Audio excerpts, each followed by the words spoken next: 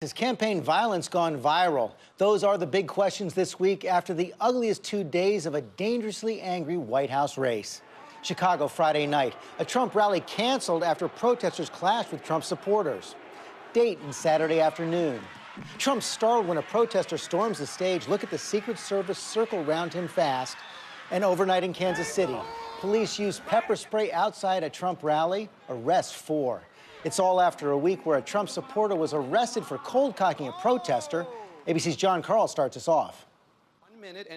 At Thursday's presidential debate in Florida, the Republican candidates were on their best behavior. I cannot believe how civil it's been up here.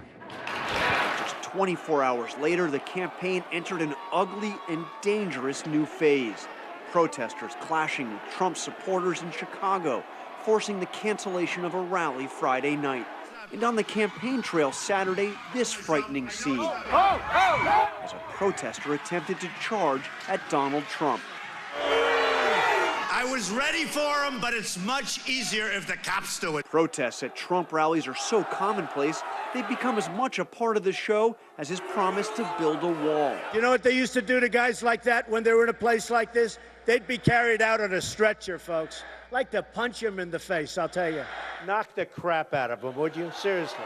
I will pay for the legal fees, I promise. In North Carolina this week, the world saw a Trump supporter do exactly what Donald Trump had called for, sucker punching a protester as he was being escorted out. Now Trump's rivals are openly accusing him of sowing the seeds of chaos and fomenting violence. The job of a true leader is not to stoke people's anger. Donald Trump has created a toxic environment.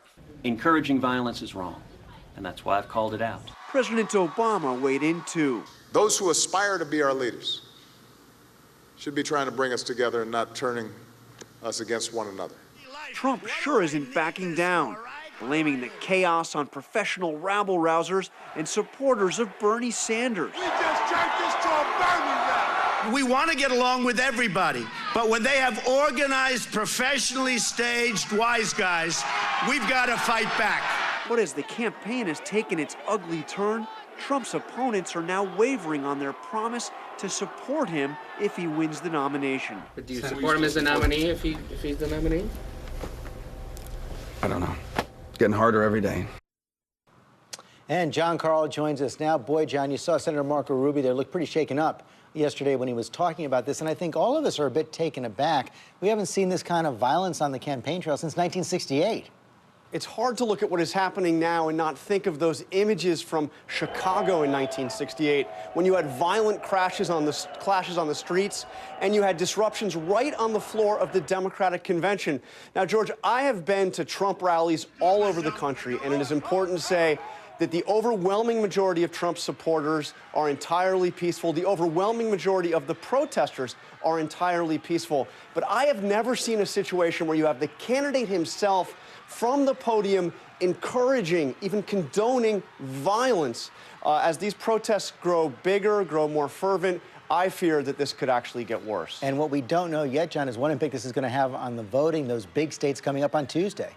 It's hard to say. Thousands of people have already voted in Florida and Ohio because of early voting. In the short run, this may actually help Trump as you have kind of a reaction against the protesters. But in all the contests, and nearly half the country has voted so far, Trump has not gained a majority of Republicans. If he wants to win, he needs to unify Republicans. And, of course, ultimately, he's going to have to go a long way towards unifying the country. That's not the direction this is going. Okay, Jonathan Karl, thanks very much.